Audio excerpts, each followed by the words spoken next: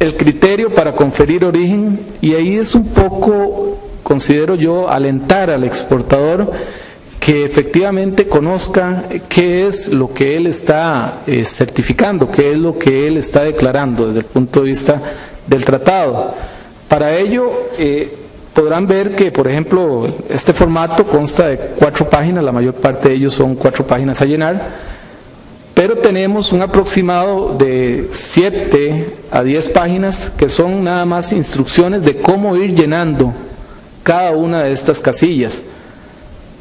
En el caso de la casilla que estábamos viendo, de criterio para trato arancelario preferencial, aquí mismo el instructivo de llenado nos dice que, por ejemplo, WO es cuando sea una mercancía totalmente obtenida, WP es una mercancía producida enteramente a partir de insumos originarios, y PSR son mercancías que cumplan con los requisitos establecidos en las reglas de origen de este tratado para dar cumplimiento al proceso o a la transformación sustancial de la mercancía y que con ello se cumpla origen.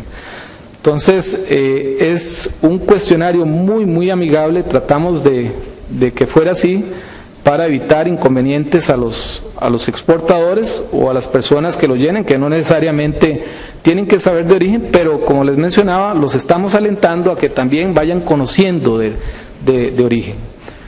Luego vienen las casillas correspondientes al desglose de insumos o materias primas utilizados en la producción, si son no originarias o de origen desconocido, para eso tenemos la casilla respectiva. Si son insumos originarios o totalmente obtenidos en el país, tenemos una casilla por aparte, incluyendo datos como, por ejemplo, descripción, clasificación arancelaria y referencias del proveedor. Aquí nos hemos encontrado con algunos exportadores que dicen, mire, es que yo no sé dónde se clasifica y yo no sé cuál es mi proveedor. Entonces ahí es donde les decimos, mire, tiene que averiguarlo, por favor, porque usted lo que está haciendo aquí es declarando que la mercancía es originaria. Y las consecuencias pueden ser hasta graves para muchas empresas. Por ejemplo, lo que nos mencionaba ahora don Rafael, puede ser de que haya estado exportando por 4 años y no estuviera cumpliendo con origen. Muy probablemente nuestro país socio, si hace una investigación, va a cobrarle los impuestos de esos 4 años. Y hay algunas empresas que pues tienen millones de dólares en exoneraciones al año. Entonces, de ahí la importancia que pues conozcan efectivamente el cumplimiento de la normativa de origen, y para eso le estamos facilitando todas estas herramientas. Luego viene una descripción del proceso productivo como tal, donde le definimos a la empresa que nos manifieste cuál es su proceso, paso a paso, qué es lo que se hace. Muchos dicen, bueno, yo lo que hago es sembrar y cosechar. Bueno, precisamente nosotros requerimos que nos diga cómo se cosecha y dónde se cosecha. Porque realmente la regla de origen puede establecernos, por ejemplo, si estamos exportando zanahorias, puede establecernos una regla de origen de totalmente obtenido, es decir, a partir de la cosecha o de la siembra de la zanahoria y de la recolección en territorio de la parte. Entonces, la única manera de que nosotros conozcamos si efectivamente pues, califica o no como originario es estableciendo dónde se produce dicha zanahoria. Saber quién la produce, si tiene o no tiene fincas. Nos hemos encontrado con sorpresas en las investigaciones que hacemos a priori, en que nos dice que lo que producen es zanahoria, nos dan una ubicación de una finca y muy fácilmente nosotros la constatamos en el registro de la propiedad y no existe dicha finca. Entonces son sorpresas que uno se encuentra, o por ejemplo que dice que tienen una capacidad de producción X cuando realmente no la tienen. Entonces todo eso hay que irlo aclarando, porque esta información es mejor aclararla antes de certificar que posterior a la emisión de un certificado.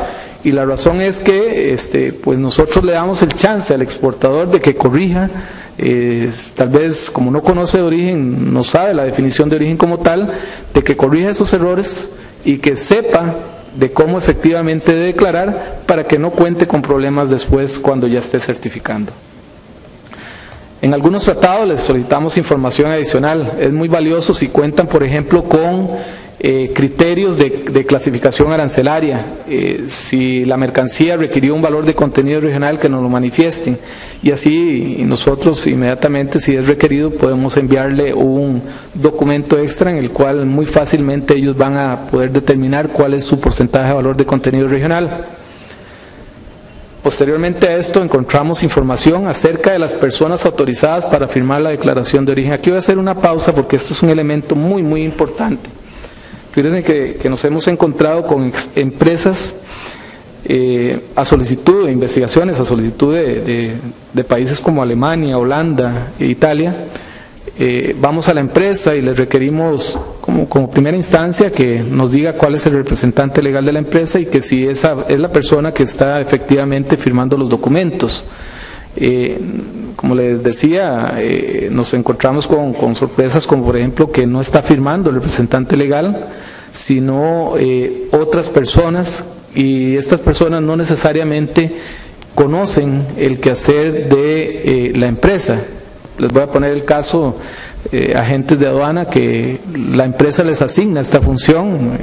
A veces las empresas dicen, no, tome, aquí va la factura comercial y hágame el resto del procedimiento. Ya nada más quiero vender, quiero exportar, y efectivamente es su rubro.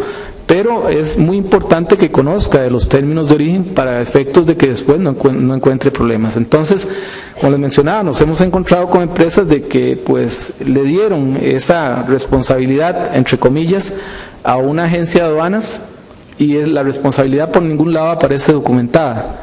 Entonces, los certificados que haya emitido, por ejemplo, con la firma de ese agente de aduanas, que no tenía ninguna responsabilidad con la empresa exportadora, sencillamente son inválidos. Y al ser inválidos, lo que hacen las autoridades competentes en el país receptor es cobrarle los impuestos.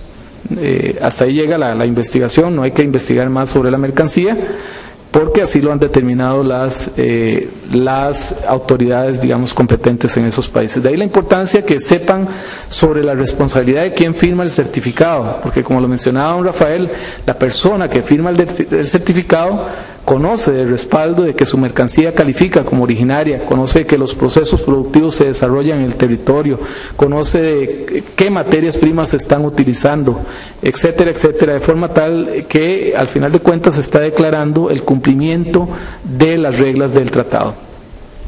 Entonces, acá mismo, como es una declaración jurada por parte del representante legal de la empresa, quisimos establecer la posibilidad de que él designe las personas que él crea convenientes para que firmen. Lo que delega es una responsabilidad de firma, no la responsabilidad como tal, desde el punto de vista legal. Entonces, ahí aparece el nombre de la persona. Si él designa una agencia de aduanas, va a tener que aparecer acá el nombre de la persona que él designa para firmar ese documento, el número de identificación, el cargo que desempeña y finalmente su rúbrica. Esto es una declaración jurada como tal, y me voy a permitir leerlo. Declaro bajo fe de juramento que la información suministrada en este cuestionario es verdadera y exacta y corresponde a la actividad y a los productos relacionados que se pretenden exportar, según se describe, razón por la cual en este acto y según corresponde me hago responsable de comprobarlo aquí declarado. En caso de ser requerido por la promotora de comercio exterior, estoy consciente del valor y trascendencia legal de mi declaración y conozco las penas con que la ley castiga cualquier declaración falsa o omisión hecha en o relacionada con el presente documento. Me comprometo a conservar y presentar, en caso de ser necesario, los documentos pertinentes que respalden el contenido del presente cuestionario, así como de notificar por escrito a Procomer, como entidad certificadora, cualquier cambio que pudiera afectar la exactitud o validez del mismo. O sea, es una declaración con la responsabilidad completa por parte del exportador. De ahí la importancia que debe tener llenarla conforme está establecido. Luego él pone su firma y autentica en este caso un abogado. Esto en el momento en que esté totalmente electrónico, como le digo, nosotros hubiéramos querido que fuera a partir de julio de este año, pero lamentablemente en los talleres que hicimos preparando a las empresas para que tuvieran la posibilidad de utilizar estas herramientas, nos dimos cuenta que muy pocas, un 2%, un 3% en ese momento de las empresas contaban con la firma digital.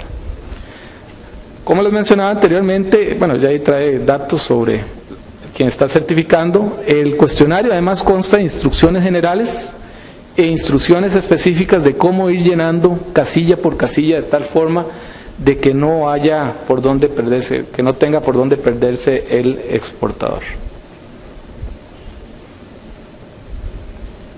Les decía entonces con respecto a las visitas que es una posibilidad. Si nosotros en la evaluación del cuestionario determinamos que la información no es suficiente o que hay cierta información que realmente pues no es relevante o mediante control de riesgo determinamos algún punto que pues como les mencionaba, dice tener tierras y para sembrar el producto que dice que está exportando, vemos en el registro de la propiedad y no tiene tierras, pues ese es un elemento para nosotros definir, bueno, vamos a ir a visitar dónde es que efectivamente están sembrando, etcétera, o dónde están produciendo. Respecto a los certificados de origen, pues es la segunda parte que les mencionaba. Los certificados están, la mayor parte de ellos en nuestra página, con excepción del Form A para certificar SGP. El caso del Form A es un certificado muy particular, con aspectos de seguridad muy particulares, que incluyen, por ejemplo, el tipo de color que debe tener el certificado, porque si tiene un color distinto sencillamente lo rechazan. Tienen medidas específicas a nivel de milímetros, y si se pasa de esas medidas, pues sencillamente las autoridades del país receptor lo rechazan. Yo pongo un símil siempre: un certificado de origen es como un cheque al portador. Quien llega y lo presenta ante una autoridad importadora sencillamente está dejando de pagar impuestos. Veámoslo desde el otro lado. Cuando llega y se lo presentan a una autoridad recaudadora, esa autoridad va a dejar de percibir esos impuestos. Estamos hablando de dinero, y de mucho dinero, de ahí que el certificado de origen debe ir debidamente lleno. Un ejemplo de un certificado que les quería traer es, por ejemplo, el de China. La información que mantienen los certificados es muy similar. La mayor parte de ellos hacen referencias a quién es el exportador, cuál es el nombre, la dirección, y en este caso que estamos hablando del certificado con China, el país donde se está emitiendo el certificado de origen. Entonces tenemos acá, y lo primero que tienen que observar es que efectivamente sea para el Tratado de Libre Comercio entre Costa Rica y China, hecho en este caso, si estamos exportando desde acá, en Costa Rica es donde se debe establecer. El nombre del productor, si es conocido, ahí lo que le recomendamos a los exportadores nuestros es que en este caso particular no pongan desconocido. A mí como autoridad aduanera me daría mucho, no sé, me intrigaría mucho que diga que la mercancía es originaria pero que no conozca quién la está produciendo, ¿verdad?